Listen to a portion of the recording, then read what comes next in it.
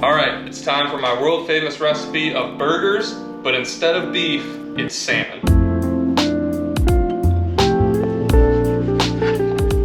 I try my best to leave as much as that mud line, just because this stuff, even though there's nothing wrong with that meat, it's just always a little bit fishier, so I always try to get rid of it. So this is some of the coho we caught. I plan on doing some smoked salmon with the king salmon that we caught, but from what I hear, the coho is the better of the two. So that's like to use for like just blackening, frying, cooking it up, putting it on sandwiches, or just eating it straight up. So this mud line here that I called it, I always thought this was the same as like a bloodline on every other fish, but actually this quote unquote mud line is actually the slow twitch muscle fibers of a salmon, and is what they use 90% of the time. Only 10% of the time is when they use their fast twitch muscle fibers, and that's all the pink or red flesh that you see in a salmon fillet.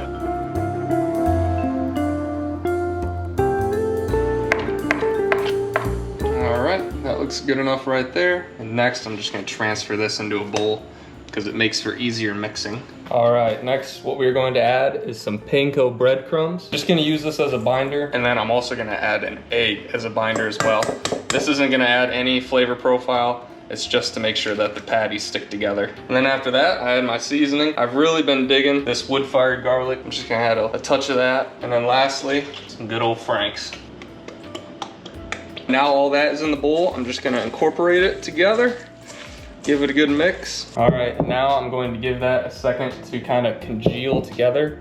And while that's happening, I'm gonna heat up my pan. So I like cooking in beef tallow.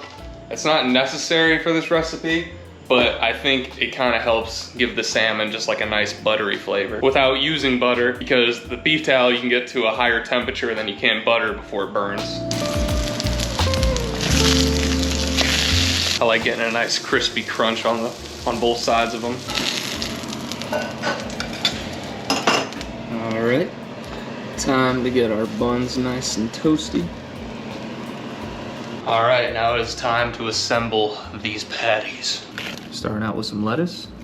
Now usually I'd add some of my tartar sauce, but I've been trying to watch my figure lately, so I'm gonna hold off today.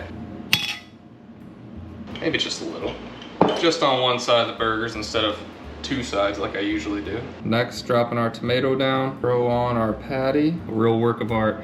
Now time for the pickles. And there we have it. We're done. Now I'd say salmon burgers are one of my staple recipes. It's something I make, and even people that don't like fish still like this.